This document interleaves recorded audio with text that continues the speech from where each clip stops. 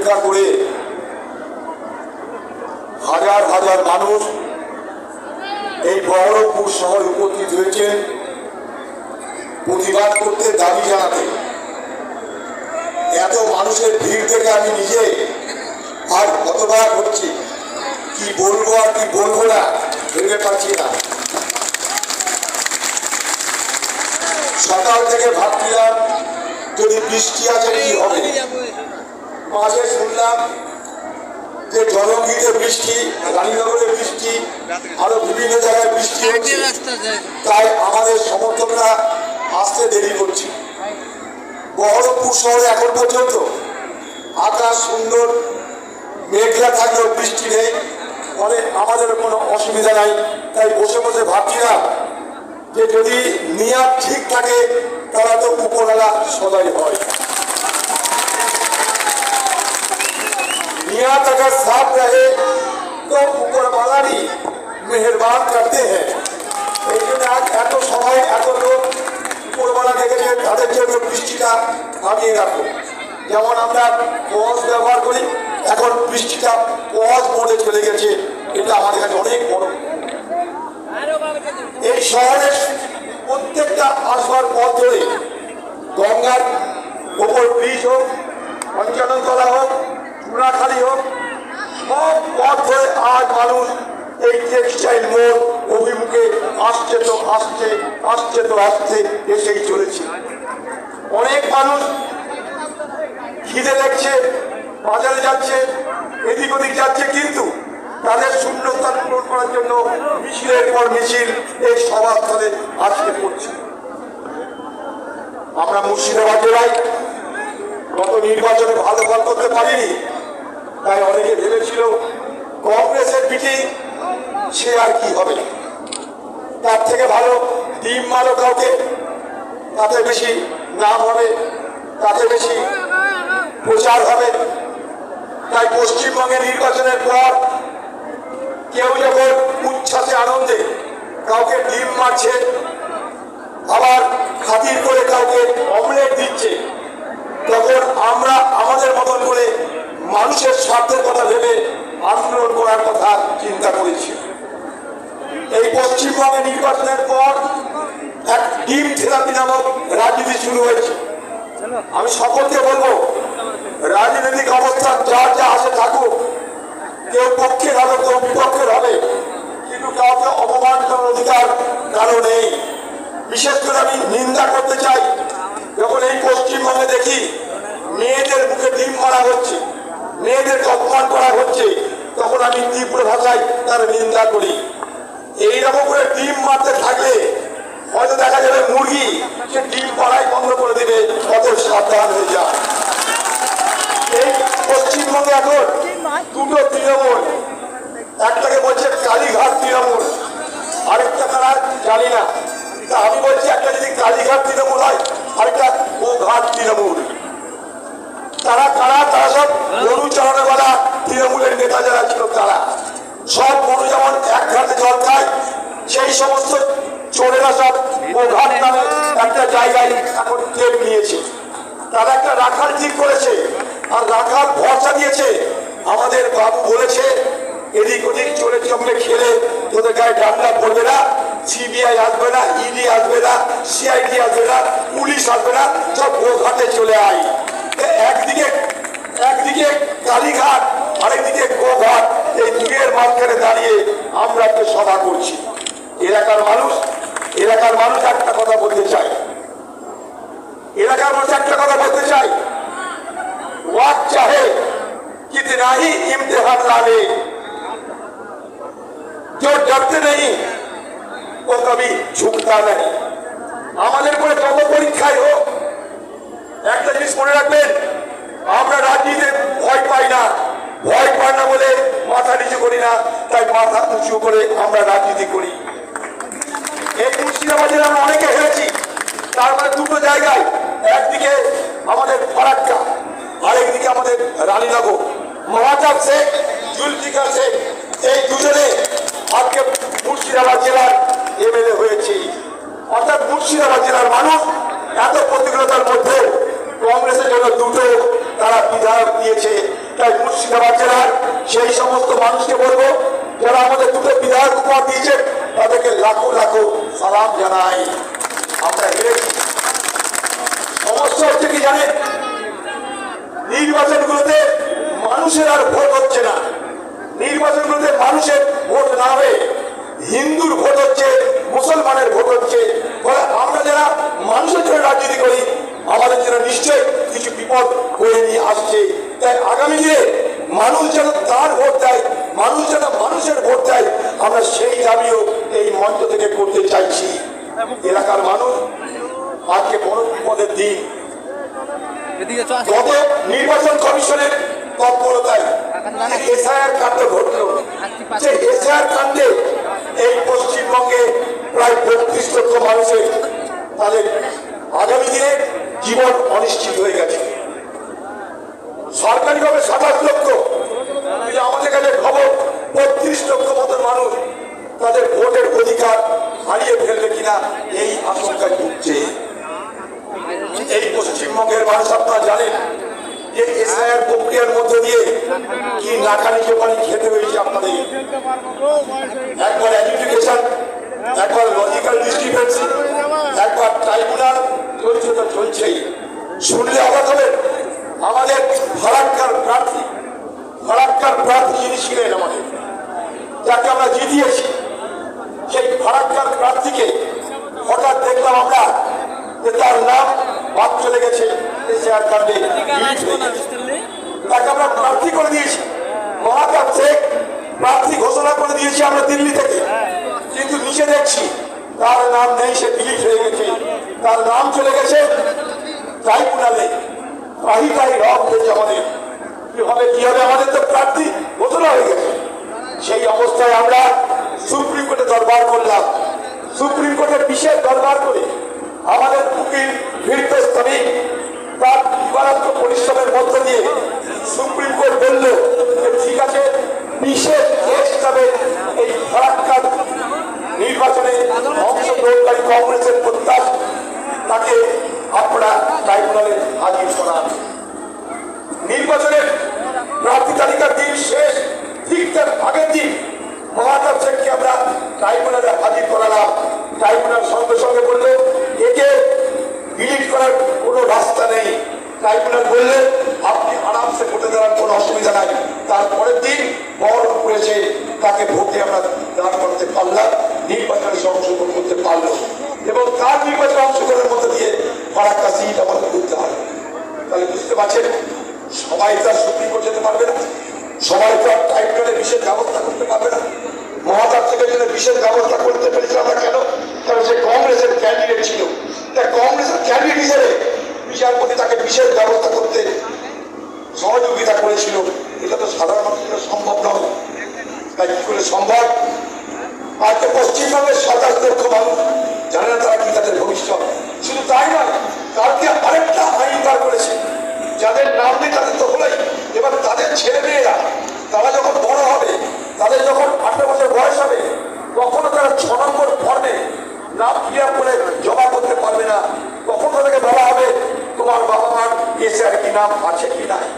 তার বাবা মার নাম হয়তো ট্রাইব্যুনালে পড়ে আছে, তাহলে তার বাবা মায়ের নাম ততক্ষণ পর্যন্ত ট্রাইব্যুনাল থেকে খারিজ হবে, ততক্ষণ সে তার যোগ্যতা থাকা সত্ত্বেও, তার বৈধতা থাকা সত্ত্বেও সেই যুবক সেই যুবতী 18 বছর বয়স হলেও তারা ভোট দেওয়ার অধিকার পাবে না।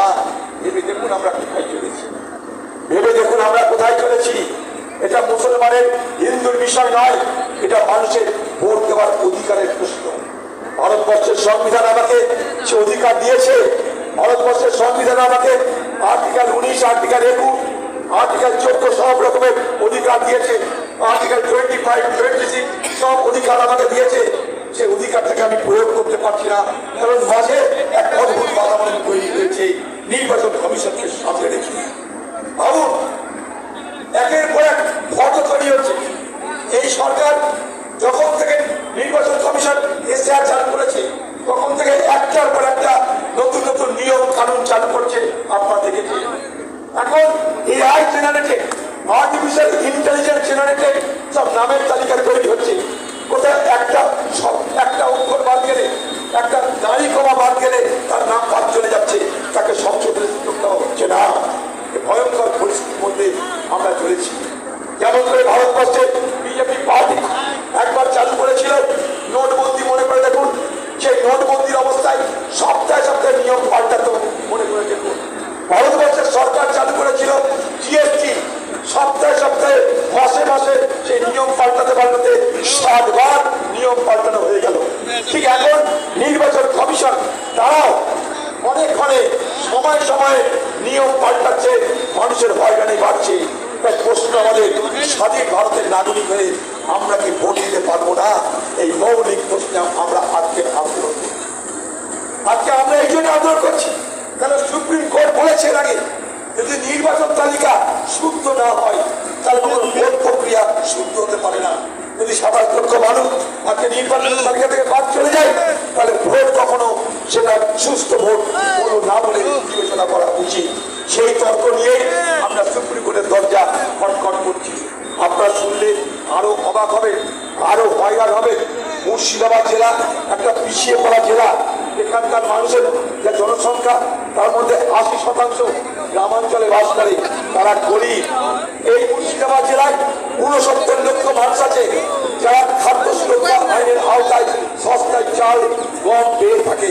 এই মুর্শিদাবাদ জেলায় প্রায় 80 লক্ষ রেশন কার্ড আছে যারা সস্তায় রেশন তুলতে পারে। যদি এশিয়ার কোনো নাম চলে আসে সব গল্প শেষ।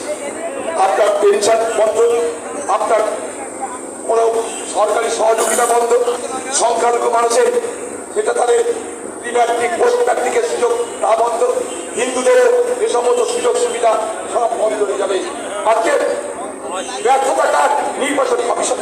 নির্বাচন কমিশন বলেছিল যে 26-এর নির্বাচন শুরু হওয়ার আগে তারা সব তালিকা ঠিকঠাক করে দেবে এবং পশ্চিমবঙ্গে কারা ভোট দিতে পারবে কি পারবে না তার চূড়ান্ত তালিকা প্রকাশ হবে। তা যদি হয় তাহলে এখনো পর্যন্ত কেন 27 লক্ষ মানুষের নাম উঠছে না? এর মধ্যে আমরা কি দেখলাম? ট্রাইব্যুনাল গঠন করার জন্য 2টো বিচারপতি, শিবাং একজন বিচারপতি আর বাঘ নামে একটা বিচারপতি, 2জন বিচারপতি। এর মধ্যে 2জন বিচারপতি রঞ্জিত কুমার বাঘ আর শিবাং বিচারপতির মধ্যে তারা বলেছে আমরা এসআইআরে ট্রাইব্যুনালে অংশগ্রহণ করতে পারবো না, আমরা বিদায় দিলাম। যে বিচারপতিকে দায়িত্ব দেওয়া হলো, হাইকোর্টের বিচারপতি 22 দিনের মধ্যে তিনি বলছেন আমরা দায়িত্ব নিতে পারবো না। বহু লড়াই করে মুর্শিদাবাদ জেলায় মাত্র একটা ট্রাইব্যুনাল চালানো হচ্ছে ফারাক্কায়। সেখানকার আমাদের প্রার্থী মহাকাশ, আমাদের কংগ্রেসের নেতা ভাই আনসার, তারা চেষ্টা করে মেহনত করে সেখানে একটা আইনি প্রক্রিয়ার মধ্য দিয়ে একটা তারা ট্রাইব্যুনাল তারা গঠন করার ব্যবস্থা করেছে। সেই ট্রাইব্যুনালে হচ্ছে না, মানুষের নাম উঠছে না, 4টে 5টা করে কোনো নাম উঠছে, তাহলে যাবে কোথায় মানুষ? কদিন আগে জলপাইগুড়িতে হাইকোর্টের আরেকটা অংশ আছে। জলপাইগুড়ির হাইকোর্টের বিচারপতি বলছে যে হারে এই বিচার প্রক্রিয়ায় ট্রাইব্যুনালে মানুষের নাম ঠিক না বেঠিক এটা চূড়ান্ত হচ্ছে, অর্থাৎ বৈধ অবৈধ এই যে প্রক্রিয়া শুরু হয়েছে ট্রাইব্যুনালের মধ্য দিয়ে, সেই প্রক্রিয়ায় যদি এইভাবে চলতে থাকে, এই গতিতে চলতে থাকে তাহলে আজকে একজন বঞ্চিত মানুষ যে বৈধ থেকে অবৈধ ভোটার হয়ে গেল তাকে আবার বৈধ হতে এই প্রক্রিয়ায় তাকে অপেক্ষা করতে হবে 21 বছর। ভাবুন, আজকে আপনি ভোটার লিস্ট থেকে নাম বাদ চলে গেল, 21 বছর পর আপনি জানতে পারবেন ভোটার লিস্টের নামটা উঠছে না। এই 21 বছর আপনাকে অপেক্ষা করাতে বাধ্য করছে এই নির্বাচন করে। ভাবতে পারে কত বড় অন্যায় হচ্ছে। এই 21 বছরে আপনার রেশন পাবেন না, আপনার সরকারি সহযোগিতা কিছু পাবেন না, আপনার বাকি যে সমস্ত অনুদান সব বন্ধ হয়ে যাবে, রেশন কার্ড বন্ধ হয়ে যাবে, আপনার পাসপোর্ট হবে না, স্কুলে কলেজে ভর্তি হবে না, আপনি কোনো সার্টিফিকেট পাবেন না, জমি কেনা বেচা করবেন তার কোনো দলিল পাবেন না, আপনি তা কিনতে পারবেন না, বেচতে পারবেন। ভেবে দেখুন আপনার নিজের জমি নিজের সম্পত্তি বেচা কেনা সব কিছু, আপনার ছেলে মেয়েদের স্কুল কলেজে ভর্তি বন্ধ, আপনার রেশন সংগ্রহ করা বন্ধ, আপনার অনুদান পাওয়ার সব রাস্তা বন্ধ। তাহলে মানুষ কোথায় যাবে? এখানে বিচারপতি বলছে এই গতিতে যদি চলতে থাকে 21 বছর সময় লাগবে। বিচারপতি বলছে কংগ্রেস বলছে না, আমি বলছি না। তার জন্য আমাদের দাবি কি? আমি সুপ্রিম কোর্টের দরজা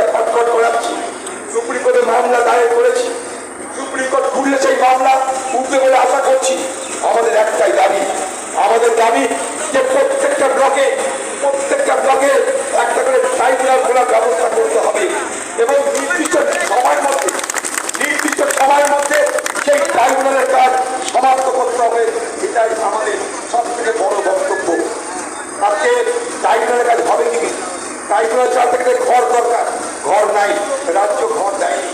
ট্রাইব্যুনাল চালাতে গেলে বিচারপতি দরকার, রাজ্য সেই বিচারপতি দেয়নি। ট্রাইব্যুনাল চালাতে গেলে বিচারপতি স্টাফ দরকার, ঘরের ফ্যান দরকার, কাগজ দরকার, কলম দরকার, কিছু দেওয়া হয়নি। তাহলে বিচারপতি বসবে, বিচারপতির বসার টাকা নাই।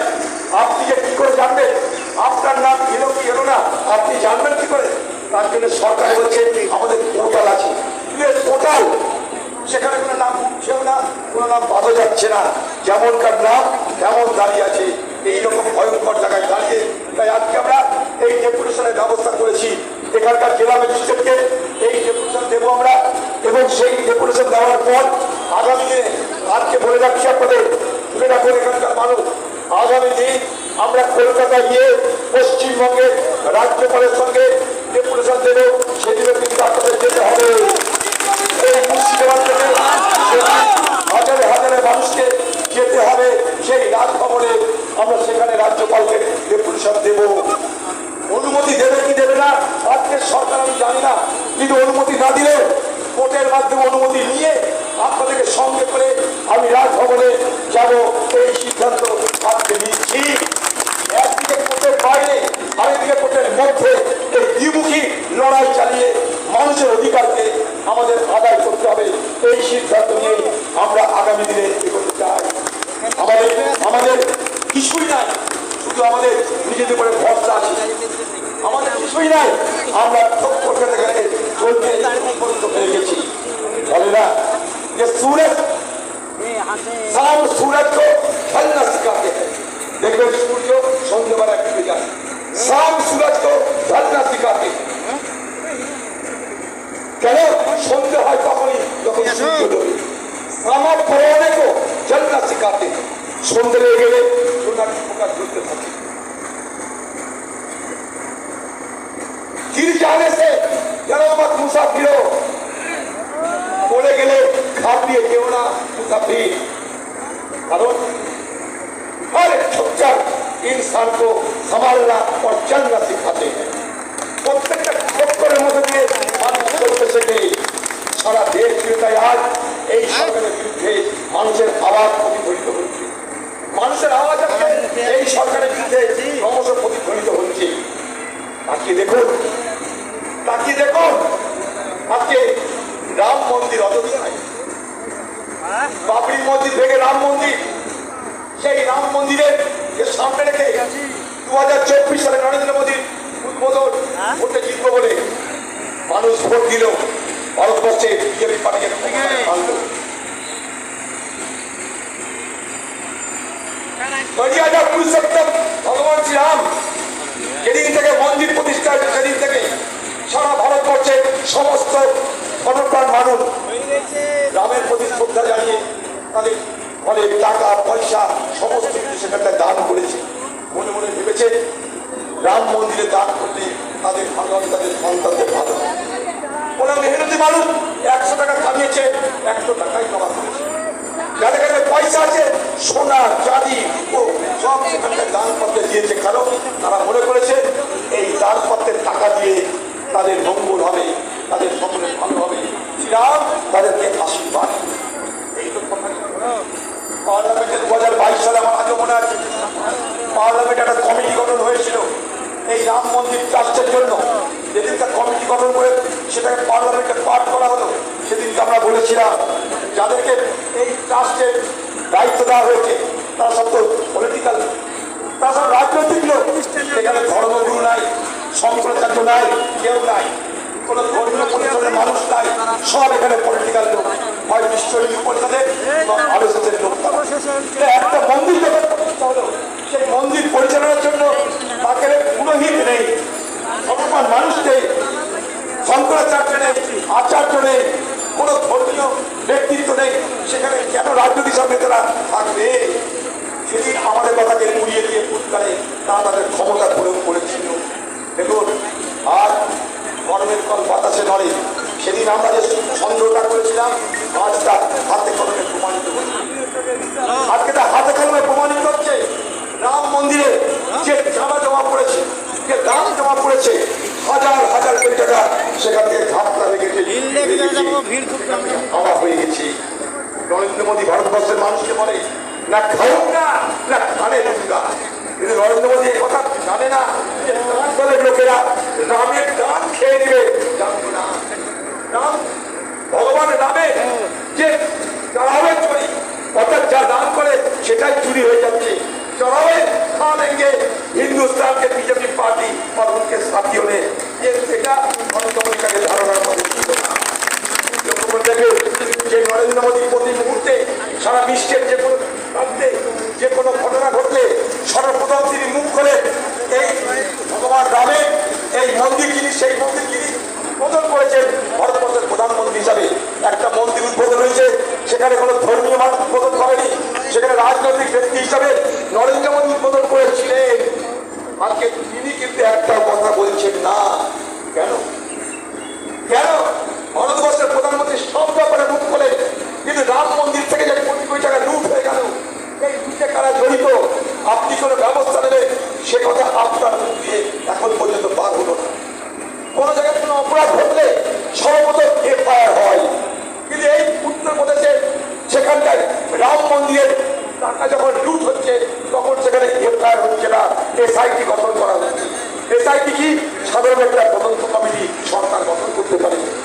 সেখানে একটা সাধারণ তদন্ত কমিটি গঠন করা হলো। তদন্ত কমিটি তদন্ত করার পর তারা যেটা রিপোর্ট দিল তারপরে এফআইআর ভারতবর্ষে কোথাও কোনোদিন শুনেছেন? ভারতবর্ষে আরো মন্দির আছে, তিরুপতি আছে, বৈষ্ণদেবী মন্দির আছে, সারা ভারতবর্ষের মন্দিরের অভাব নেই, বড় বড় সব মন্দির। কোনো মন্দিরে শুনেছে এইভাবে 1000 টাকা চুরি হয়ে যায়? কোথায় শুনলেন? অযোধ্যায়। এটা কোথায়? উত্তরপ্রদেশে। রাম মন্দিরের মতো পবিত্র জায়গায় যে রামকে সামনে রেখে এই ভারতবর্ষে বারবার ক্ষমতা এসেছে বিজেপি এবং নরেন্দ্র মোদী সরকার।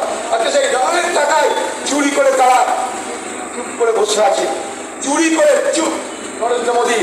তাই আমরা বলতে চাই, নরেন্দ্র মোদী আপনি কিছু বলুন।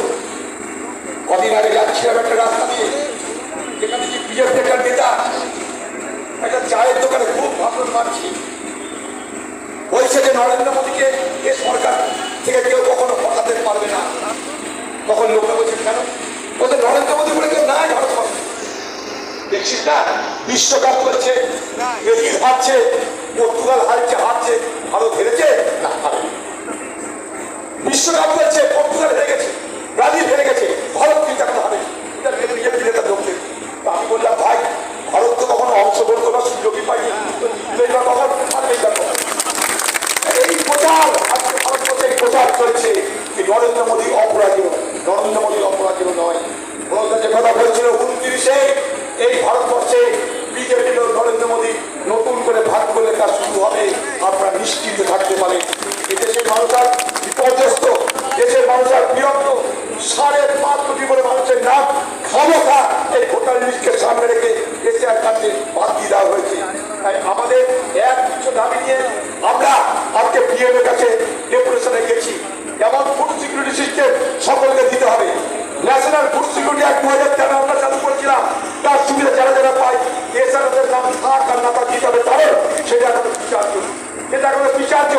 প্রি ম্যাট্রিক স্কলারশিপ তার সুবিধা দিতে হবে, পোস্ট ম্যাট্রিক স্কলারশিপ তার সুবিধা দিতে হবে, সংখ্যালঘুদের স্কলারশিপ তার সুযোগ দিতে হবে, এসসি এসটি ওবিসি স্কলারশিপ তার সুযোগ দিতে হবে, স্টুডেন্ট ক্রেডিট ডকুমেন্টেশন তার সুযোগ দিতে হবে।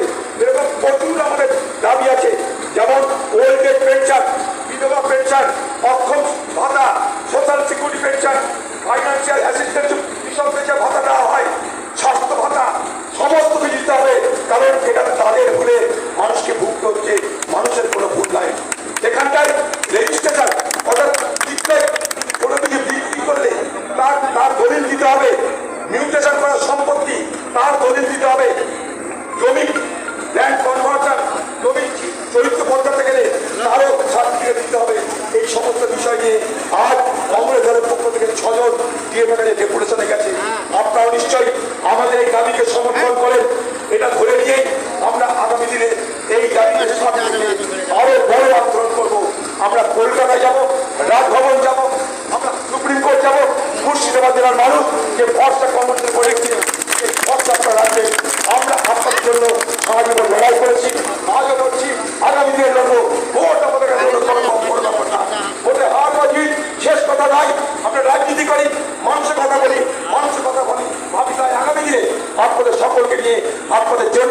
আপনাদের স্বার্থে আমরা লড়াই করবো, তাতে আমাদের যা হবে হোক আমরা পরোয়া করি না। মানুষের আশীর্বাদ, মানুষের দোয়া আমাদের সব থেকে বড় পুঁজি, সেই পুঁজিকে সামনে রেখে আমরা এগিয়ে যাব। জয় হিন্দ, বন্দে মাতরম।